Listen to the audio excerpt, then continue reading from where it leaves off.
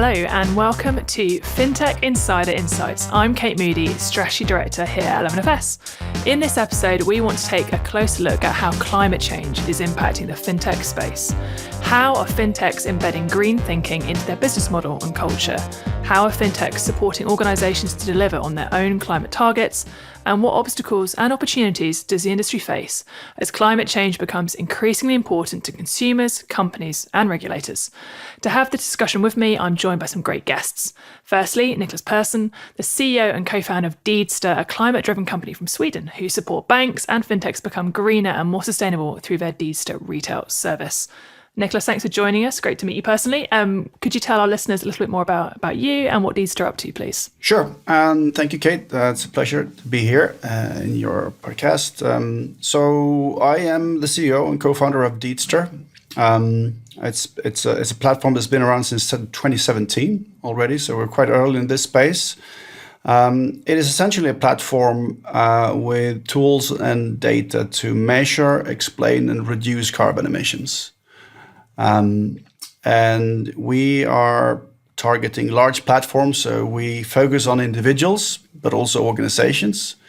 So in the outset, helping individuals understand the impact of their spendings and savings, and then provide guidance on how to reduce carbon emissions and reduce their climate impact. So that's pretty much what we do. It's a B2B service, so we launch these tools on platforms where there is a lot of people. So bank platforms being the absolute perfect place to provide guidance and incentivize more sustainable living. So that is what we do. We're a Stockholm-based company of 20 people, so quite early stage yet, but quite a bit of traction, more than 80 companies, banks, insurers, etc., using our platform since we started. Awesome. Well, that's a great intro and really excited to kind of get your perspective on this as we go through. So thank you for joining us.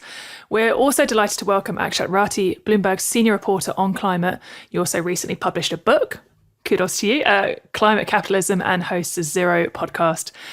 Welcome, Akshat. For those who don't know you, maybe you could tell us a bit more about what you do, please. Yes. Well, it's nice to be here. And I'm a senior climate reporter, as you said. I report on all things climate, mostly focused on, I would define a beat as solutions, false solutions, and then how do we talk about climate change? So solutions and false solutions, sort of self-explanatory. There are lots of people who want to try and tackle this problem, but not all of the solutions they hawk are worthy of your attention or worthy of any investment. And then the other thing that I've experienced as a reporter on this topic for the last 7 years is that every year has been different. The rules of the game are changing. The awareness of the topic is changing. The solution set that companies can deploy or people can deploy is changing. And so a lot of the time I am helping people understand how do we talk about this topic, which just feels like this big blob that's going to eat us, but it's not quite there. We are not in that dire situation. We're also not headed in that direction. Oh, I like that. That's a great way for us to segue into our conversation. So thank you both so much for joining us, and let's get started. Okay, well, I'd love to start by, I suppose, looking more broadly at the importance of acknowledging and addressing climate change and the opportunities this might create for fintech. So actually, I'll come to you first. As you said, you report on all aspects of climate change. So you described it as a big blob, right? How do we break down that big blob, but kind of still help our listeners to understand kind of what this is and as an issue and how important it is? So maybe two strands to take. One, the science, and then two, what have we done about it? The science actually goes back more than a century. We've sort of known for a century that carbon dioxide is a greenhouse gas, that it starts to heat up the planet. We didn't really know whether the amount of greenhouse gas that we were putting out with burning fossil fuels would have much of an impact or not until the 50s and 60s. But since then, we have just become more and more certain of what this can do.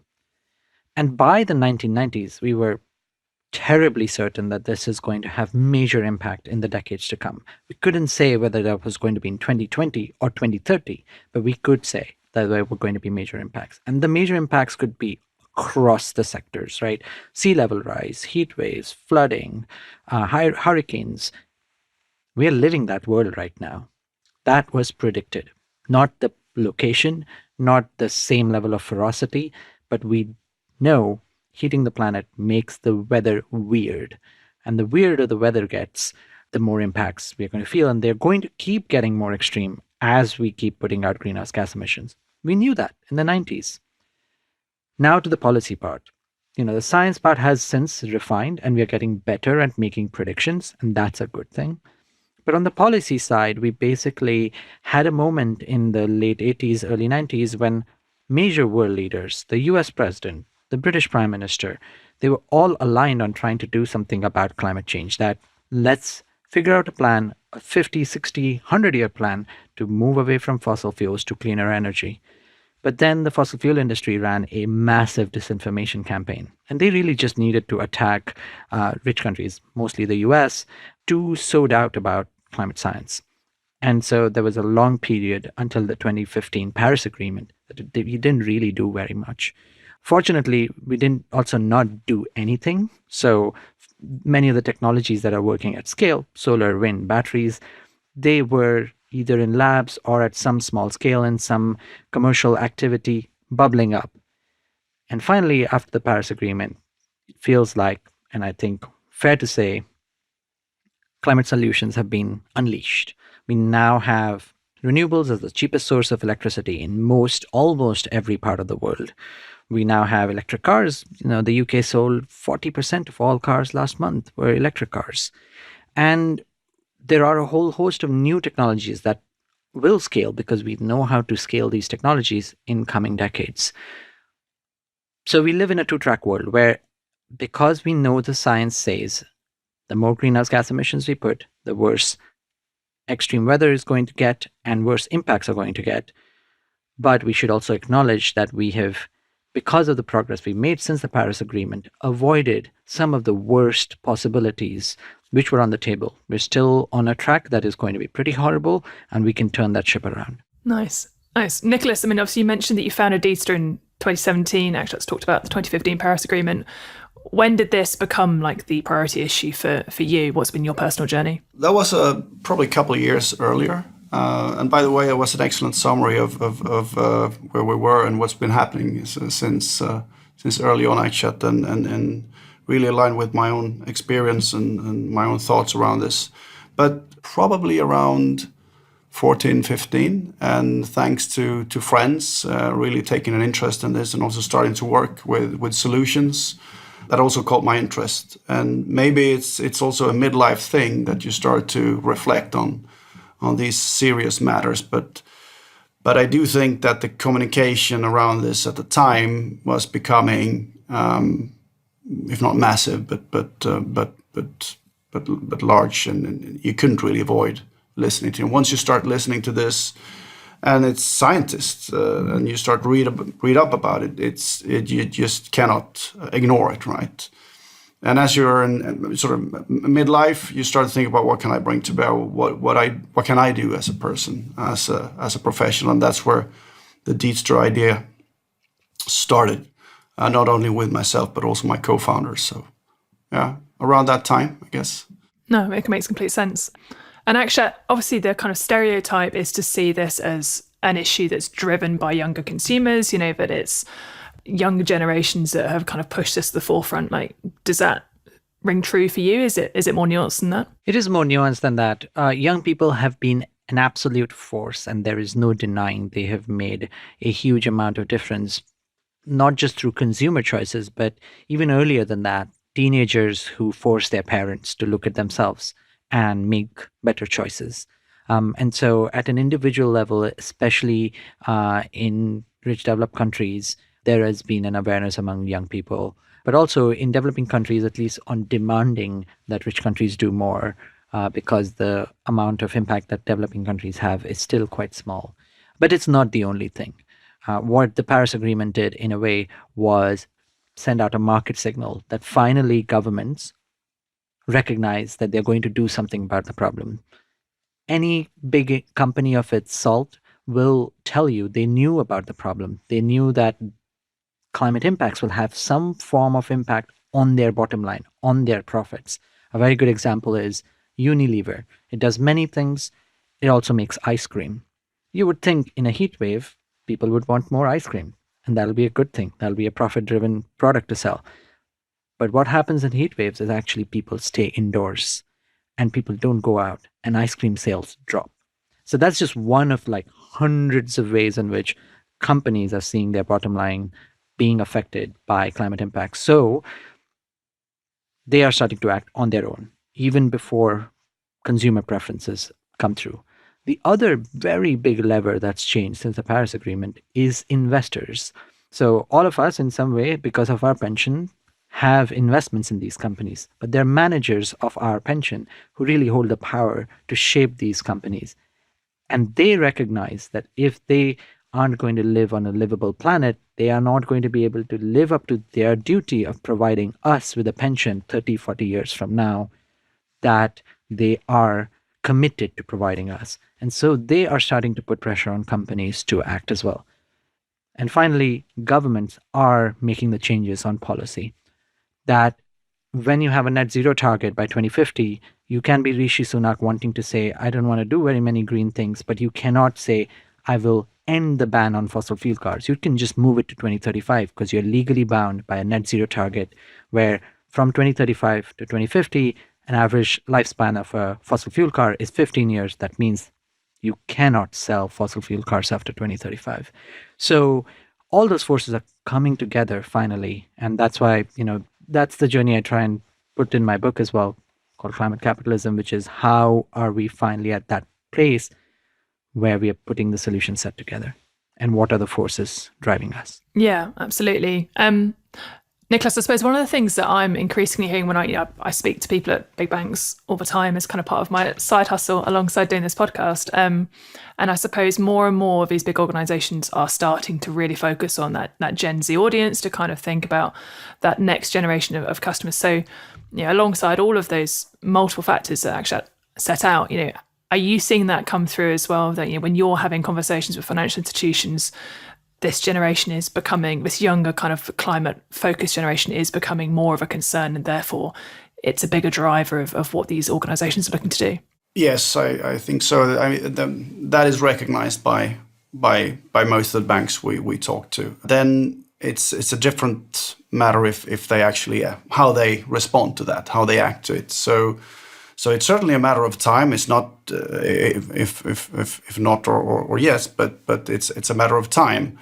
For some early, let's say, if not adopters or front runners, that's an opportunity to demonstrate leadership in the change, to be the sustainable bank that takes lead in this transition. So you see movers and with that sort of objective. But you see many more rather contemplating how long they can wait before they need to move on this, because it's not necessarily directly connected to the bottom line of the financial statement. So while we are having massive, a lot of conversations, and I think there is an insight with a majority of the banks that this is what our customers are looking for. We need to be able to present transparency and guidance to our retail customers and corporate customers on this topic. But right now, it does not really affect our results. And we don't have a problem with our finances. Actually, the banks are doing better than ever before if we look at the reports from the last quarters. So it's a scattered picture or a divided picture, if you like. But the insight is certainly there, and it will happen. So it's a matter of, I guess, the front runners and the FOMO effect. So once a critical mass start to move and take action, then at some point everyone will move, and they will need to move fast. And yeah, that is probably what we're waiting for. The drip, drip, drip. Yeah, no, I think it's especially pertinent to this topic around climate change, but we see it, I suppose, right across the spectrum in financial services, the kind of the damage of, I suppose, organizational structures and funding structures that incentivize banks to really focus on those very short-term returns. It makes it very difficult for even very well-intentioned executives to push through some of these significant changes because you're not going to see the return next year or even the year after that. It's a much longer term play, and we see that play out in all sorts of areas of financial services. But I think it's particularly relevant and especially interesting, as you said, Akshat, to think about the role that pension providers can play, because in some ways they're uniquely orientated towards the long term in a way that like the wider industry and just people in general struggle to be. I suppose if we're putting our cynical hat on, I suppose the cynic's take on this is that, businesses don't really care about climate change and they're only trying to look for a use case or a way to make money. Akshat, would you subscribe to that? Is that a fair perspective to take? I think in general, yes, but you should note that when we see businesses actually deploying climate solutions and succeeding wildly, others are also jealous about following that. So let's take a non-financial industry example. We are talking about electric cars like they are now just a consumer product. Yes, some people still have range anxiety. Yes, some people still have to think about where they are going to charge their cars. But largely here in Europe, and increasingly in America, people are now resigned to the fact that next car is going to be electric at some point. That is an absolutely crazy place to be if you thought about projections 10 years ago. And the reason why we are there is because a few companies and a few countries took the lead of making that transition happen. So in the West, famously, was Tesla. But in China, there were a whole host of companies, BYD, NIO, number of companies that we don't even hear about here in Europe that were partnering with European automakers. And because China spent $60 billion between a period of 2009 to 2017 funding this industry and creating champions and making cars so cheap and making batteries so cheap, every other major manufacturer for whom China is the largest market had to turn around and go, well, they've kind of decided our fate and we have to go with it. Now they will tell you, this is the future for us. We're going to come and give you new products. But they had to resign to the fact that they are going to do this. And in the finance industry, we're going to start to see that happen. As Niclas said, at some point, there are examples of some frontier banks. So Triodos Bank is a very good example, has been fossil fuel free investing for a long time. Almost every major bank now has an option of being able to put your money in the places that are not fossil fuel oriented, even if they're not completely directing all of that money away. So yes, finance industry is still largely to be blamed for funding a lot of fossil fuel infrastructure, but you can start to see chinks in the armor if they took a stance as an industry where people are starting to experiment and come up with solutions to tackle the climate crisis.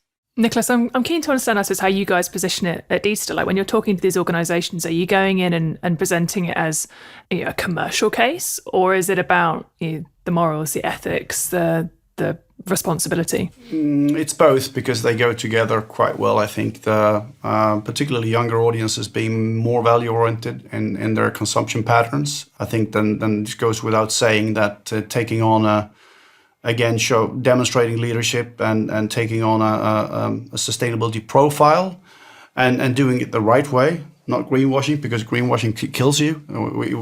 We've already seen evidence of that. So do a thorough homework on sustainability and make that a core part of your value proposition and offering is absolutely necessary for any retailer, and banks, obviously retailers, need to bring that to their customers.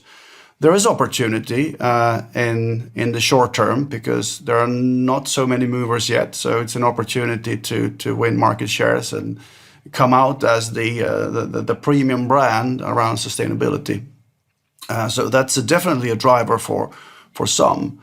At some point, the regulator will come chase the laggards. And that's probably, I think that they will be punished by the market before that, because the regulators are not always very quick. But also the regulator, if you look at Europe, is starting to become quite active, and particularly around corporates. But I think we'll see more of that also in the financial industry, and the demand for transparency on carbon emissions around investments and spendings. So there is hope also for the regulator, but politicians being anxious and not always up to the mark when it comes to make the brave decisions may not be the drivers, but rather front-runner companies, corporates, and to some extent regulators. Yeah, I mean, actually, I'd love to get your take on, we've talked about the importance of governments and government action. In some countries, governments and regulators are very closely intertwined, and some they're a bit more separate. But I mean, where do you see the status quo for regulators being right now? So in a way, that's the topic of the book, Climate Capitalism, where it basically is arguing that the form of regulation that happens to be able to drive climate action is actually quite different in different countries because of the political context in which these regulations happen. So in the US, you have a divided Congress, you have a divided party system, especially on climate issues. One party denies it, the other party wants to do something about it.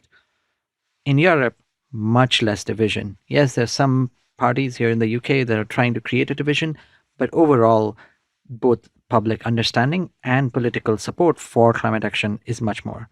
So because you have division in America, what you've got in regulatory terms is just subsidy-driven solutions. Lots of tax credits, lots of money being given to people to build stuff. In Europe, you have a mix of both. You have some subsidies, but you also have regulations. You have carbon pricing. You have rules to direct money in the right places. Then if you look at capitalism in China, very different. Much more nationalistic driven, much more industrial economy driven. When they're creating this electric car industry, they want to dominate that space. They want to export the cars, not just satisfy domestic demand. And so you can get different forms of regulation-driven climate solutions. There isn't one size fits all. Yeah, no, absolutely. I feel like I should declare, like, as an interest, like my uncles in Scotland, you know, they run a farm. They now have wind turbines on their land, not because they are ardent, you know, climate change activists, but just because, at a moment in time, there were the financial incentives and the schemes there to make that a commercially beneficial decision for them to take. So, you know, absolutely, I've kind of seen that firsthand myself. Yeah, but you were asking, I mean, the commercial drivers, what is actually pushing the agenda when it comes to transition? Is it customers asking? Is it a regulator? But there is an element that I think is worth mentioning. And that is that the calls are being made by human beings, and we see there are leaders out there with large corporates, large insurers, and also banks that really rise above the rest. That with the conviction that this is the right thing to do for my bank. Obviously, being listed companies, but still deploying that type of leadership onto their organizations, and that is just great to see. We have the privilege of working with some of them, and there are many more, but they are important because they are leaders, and people follow, peers follow, and they are changing industries. So I think that's an important. It's decisions are made by people. So. Absolutely. I think we've done a great job at setting the scene. I'm going to take a quick pause here. Coming up, we're going to take a closer look at what fintechs and banks are specifically doing to adapt to this more conscious climate workforce and customer base, and what opportunities this creates for fintechs in the future. So find out a bit more after these short messages. Hello and welcome, LFG people, to Fintech Insider, Blockchain Insider, 11FS Spotlight, 11FS Explores, Open Mic Night, After Dark. Through our podcasts, videos, newsletters, and live events, we have a direct line to a truly global fintech community. So if you're looking to sponsor and collaborate on content that connects with everybody from fintech beginners to the biggest VCs, then chat to our team at sponsors@11fs.com or visit 11fs.com to find out more. Long live the community. We all know SMEs are the backbone of any economy, so why are they still so underserved? 67% of them globally say fighting for survival is their top challenge. It's time for financial services to put its cape on. At 11FS Ventures, we're building, researching, strategizing, designing, and engineering game-changing propositions with banks and fintechs to better serve the SME market. We've already helped RBS better serve small business owners and sole traders by bringing metal to life. So the question is, what do you want us to help make a reality for you? Let us know at 11fs.com/ventures. That's 11fs.com/ventures.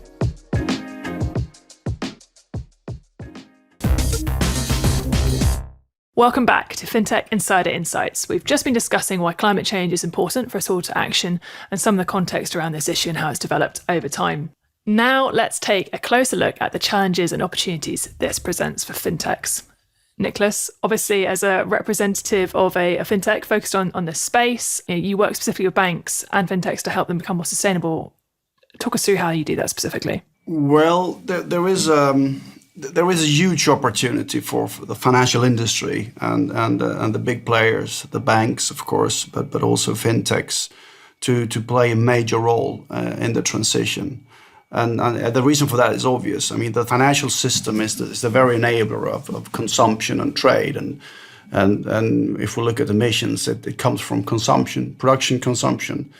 So in the ecosystem of payment providers, financing, loans, investments, it's the obvious place to implement and incentivize change. So the starting point is great when it comes to where do we want to be active if we want to push net zero transformation and fight climate change. Now, what we do is we focus on spendings and consumption. So again, private consumption being 70% of global emissions, we'll certainly rely on technologies and other ways of providing energy, etc., transportation, to reach reach the targets of the Paris Accord. But there will also be a need for behavioral change. So be more conscious and informed in our spendings and also savings investments. So that is where Deedster come in to help individuals understand the impact of their spendings, to understand that it actually matters, the decisions, all the unconscious decisions we make from we wake up in the morning until we go to bed in the evening. There are hundreds of them. If we just make them somewhat more conscious and informed, it will make a difference for the climate.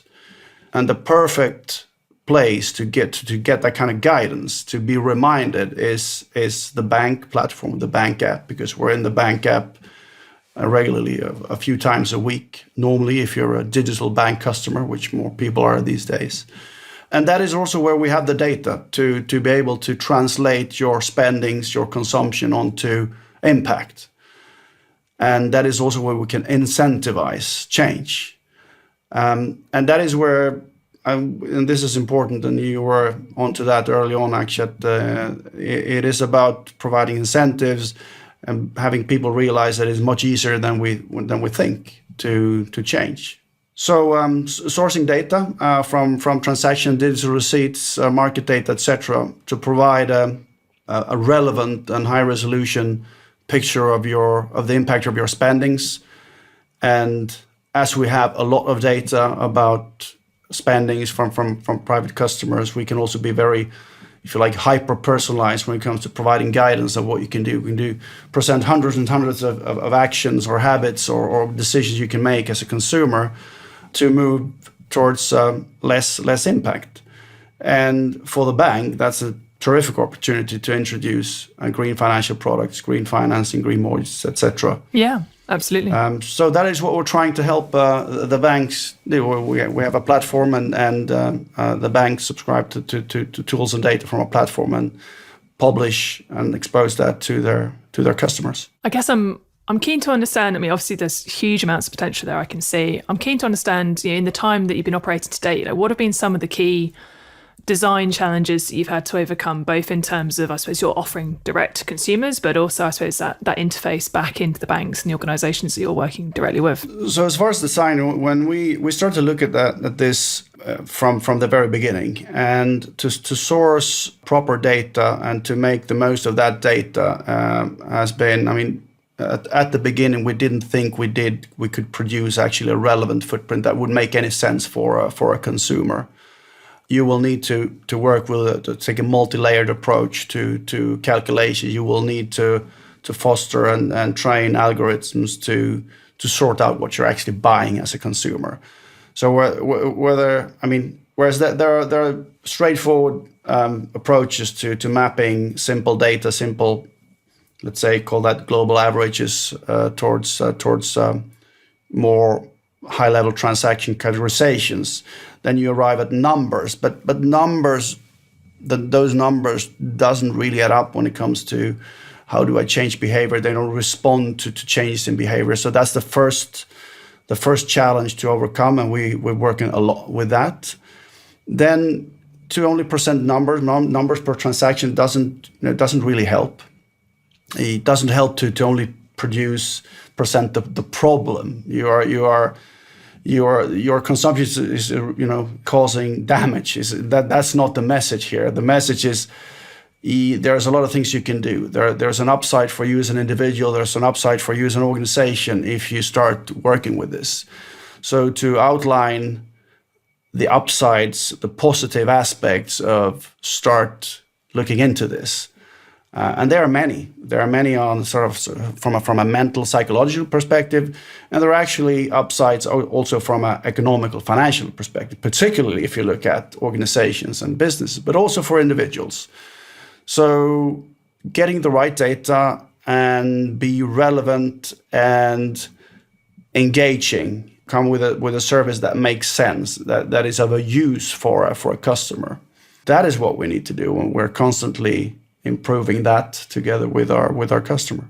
Akshat, I'm keen to get your take. Like the challenges that Niclas has outlined, do they sound similar to what you're hearing, you're seeing from companies that are trying to innovate in this space? Do you see other challenges? Well, if we go beyond the retailer consumer point, one thing that I think all of us as people who have a bank card should recognize is that the way banking works is the money that you have put in a bank is being put to use by the bank in some form. They're making a return on it, and that's why you get their service almost always for free. What they're investing in is a choice you can force the bank to make. So most of the time, they're investing in all sorts of things in the world, but a good chunk of it currently goes to funding fossil fuels. So you can go to your bank and ask whether they're investing in the right places. And when you do, they will provide you with options if they are a bank that cares about coming up with a solution. The other thing that is interesting is there's a lot of talk about net zero and carbon neutrality, these claims that banks make around either we are going to give you a card that's going to be carbon neutral in all the transactions because we're going to power the transactions with renewables. Or they're going to say, well, we have a plan to get to net zero by 2050, even though we will fly our executives in business class where they will burn fossil fuels. So there is a lot of greenwashy claims that many financial institutions make. And it is upon us as journalists to try and inform people that these are happening. But I think increasingly, as Niclas said, when consumers are making decisions about the choices they must make, that they consume less, that they consume the right things, they should also then turn around and think about the companies they're funding through their consumption, the financial industry they are relying on for their consumption, and whether the claims they are making are really valid or not. Yeah, no, absolutely. I'm pretty embarrassed to admit it now, but before I started to work at 11FS, in all honesty, did I have really any understanding at all of what my money sat in my bank account was doing? Probably not. And I think it is very easy to slip into when you work day in, day out in financial services, it becomes very easy to assume that the understanding of the system that we have is universally held. And I always try to remind myself of how untrue that is and how for the vast majority of people it is just the money goes in, the money comes out, and what happens behind the scenes isn't really something that you trouble yourself to think about when there's so many other things going on in your personal life and your professional life that you're just trying to juggle. So no, I think it's very true.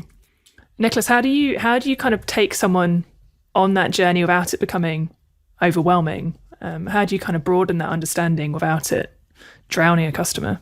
That's a good question. So only introducing the fact, and this is, this could work already with numbers per transaction. You put a number on transaction and you start, well, what is that? Well, that's the impact of this transaction. So the awareness that the decision I make as a consumer, they result in some sort of emission. So that's a starting point.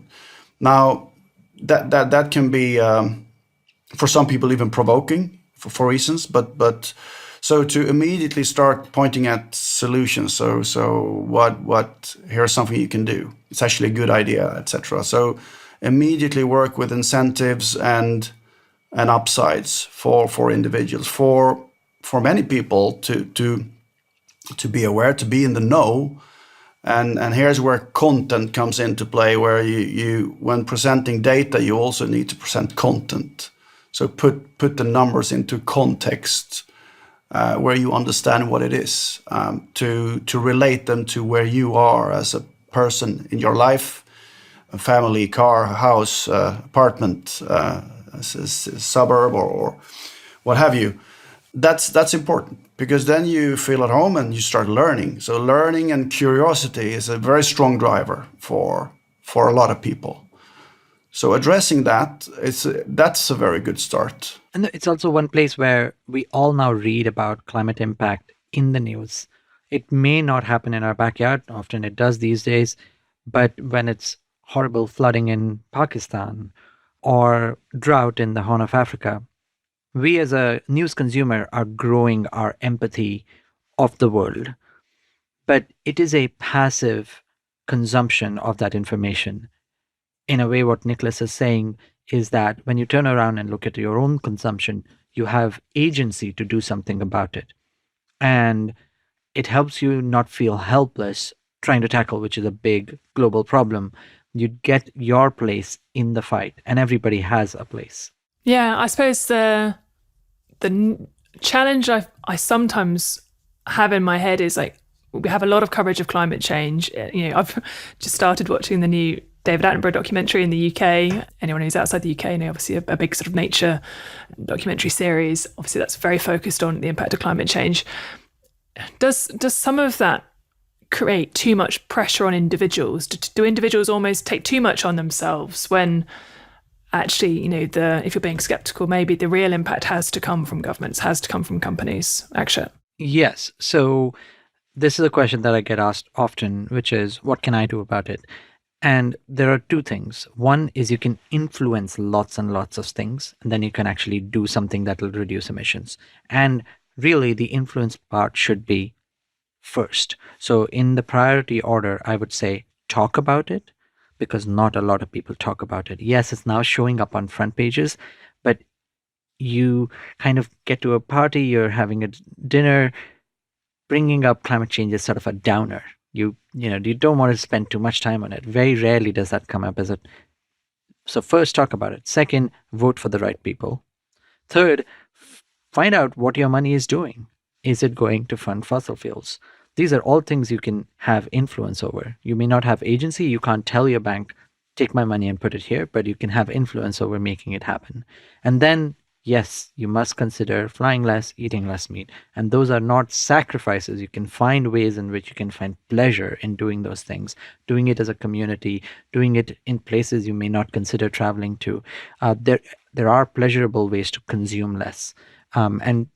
All things we will have to do if we are going to tackle this problem. I do, I did fly over the weekend, which I do feel slightly guilty about, but I do kind of feel that there should be some sort of interaction immediately after you've got off a flight, because quite often the experience of being on a plane is probably the thing that makes you never actually want to fly again. So I feel like if there was a way to, using the behavioural design, if you could kind of capture that intention and lock it in at the moment of getting off a sweaty, smelly plane, it would probably drive the whole world forward. How horrible was your experience? 9 and 10? Yeah.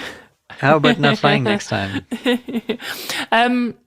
I thought, Akshat was saying at the start of the show, Niclas, that this is a constantly shifting space, that, every year the context is different, the environment is different. I suppose if we're putting our Mystic Meg hats on and thinking about the future, kind of what are the opportunities do you see in this space that haven't been tapped into yet? Like, where are the growth opportunities for fintechs such as yourselves? Well, they're a huge opportunity, and we've only seen the start of this. I mean, there is still such a complexity around what you were talking about, Akshat, and so investments and to really find out and find proper data around where our investments are going. How do we rate that? How do we make that comprehensible. So how do we understand the impact of our savings and the dynamics of that? There's a need for massive data sources and open data to come up with to provide the calculations to get the transparency we need. Transparency on investments, but also on products and consumption. So there is so much work to do and so much opportunity out there in sourcing data, providing data, open data sources, create standards and try to get away from the complexities or make the complex more easy to act on as decision makers. We're decision makers as consumers, but obviously for companies and corporates. So massive opportunity in this field. One thing I would say is that there are almost always co-benefits that come along with trying to act on climate change. So a really good example is that 29th of October, which recently passed, is known as the National Pension Tracing Day in the UK, because 2.8 million unclaimed pension pots sit in the UK right now. They're average about £9,500. So billions of pounds of money that people have hard earned, put to work, is unclaimed. There is a level of financial literacy that needs to come through in society. And that financial literacy can come through the work that Deedster is doing, or companies like that are doing, which are informing you about how you think about your transactions, how you think about your finance, what are you doing with the money that you have, and are you saving and actually making benefits from those savings happen. So there are co-benefits for really being conscious with the hundreds of decisions you make, finance being one of them on a daily basis. Yeah, no, absolutely. I think one of the areas that I'm trying to learn more about myself is around financial crime. Like we hosted a really interesting episode kind of earlier on this year where we spoke to some experts in financial crime, and they were explaining how actually, if you can reduce financial crime, that's one of the biggest levers you can pull to positively impact climate change, because actually so much of the money that is laundered or is kind of going through the criminal financial system is being used to do things that have a negative impact on the environment. So that's a space where at the moment it feels like it's kind of quite disconnected from some of these climate change orientated propositions, and it feels like there's a real space for financial crime to become a bit sexier if it can really speak to that more and help people to understand how reducing financial crime can also help save the world. And there is financial crimes of millions and billions of pounds, but there's also small financial crime that happens with people calling you and asking you for your bank details. And if you're not financially literate, so many people lose thousands and tens of thousands of pounds because of those spam calls and spam text messages even. So yeah, there's so much to do on financial literacy that will also help the environment. Awesome. Well, I mean, I could definitely talk about this for the whole rest of our days, but sadly I don't have permission to do so. I suppose if we were going to round out this show with one last point, I'd love to get both of your perspectives on, we have a lot of people who listen to this show from across the financial services spectrum, from fintechs all the way through to kind of big traditional banks. If you're sat in an organization that doesn't care about this or isn't prioritizing this, like what would you say to them? Niclas, I'll let you start off. Yeah, well, if you still want to stay around, then start the conversation. Start the conversation with your peers, with your team. Start talk about climate, what it means, and take a look at the upsides, the positive things of acting and getting into the know, and start from there. And then see if there is any reaction, if there is any change. If there is no change, you might consider there are great companies to work for that are front runners in net zero transformation. So and they will get all the talent. So jump ship if you don't get any response. I like it. Akshat, what would your advice be? My answer is very simple. You should just go and read my book. It's called Climate Capitalism. And I say that not as a funny plug, but really there is just so much that we don't know about how to tackle climate change. And I try and do that in the form of stories of people actually doing it at scale, in not just the UK, but in Denmark and in India and in China. And there is just a huge amount of work that is being done to deploy climate solutions. And there are winners and losers coming our way. Climate change is here. It is going to, regardless of whether you want to participate or not, going to create winners and losers. And so if you as a company, as a business, want to stay ahead, want to be winning, you have to understand the space and you have to look at what is working and maybe find things that are not working and make them work. For sure. And I suppose, just to end with a plug for Deedster as well. And Niclas, I thought you guys sum up really well on your website that you have the phrase, like lead the change or change will lead you. And I thought that was a really nice way of summing it up. Well, unfortunately, that kind of brings us to the end of today's conversation. Thank you so much to both of you for joining us. Where can people find out more about you and the work that you're doing, Niclas? Well, on our website, obviously, deedster.com. Welcome to join. Reach out. We can help you. Fantastic. Akshat, what about you? You can go to my website. It's akshatrati.com, and all sorts of links to work I do for Bloomberg Green, the podcast I host with Bloomberg Green called Zero, links to buy my book, everything in one place. Everything you need. Awesome. And you can find me on LinkedIn, Kate Moody, or you can drop me an email, kate@learnfest.com. Thank you for listening. If you like what you've heard, follow our podcast and don't forget to leave us a review. It helps us to make it better and helps others to find the show. As always, if you want to join the conversation, find us on social media. Just search for 11FS or Fintech Insider or email podcasts@11fs.com. Thanks very much. Goodbye.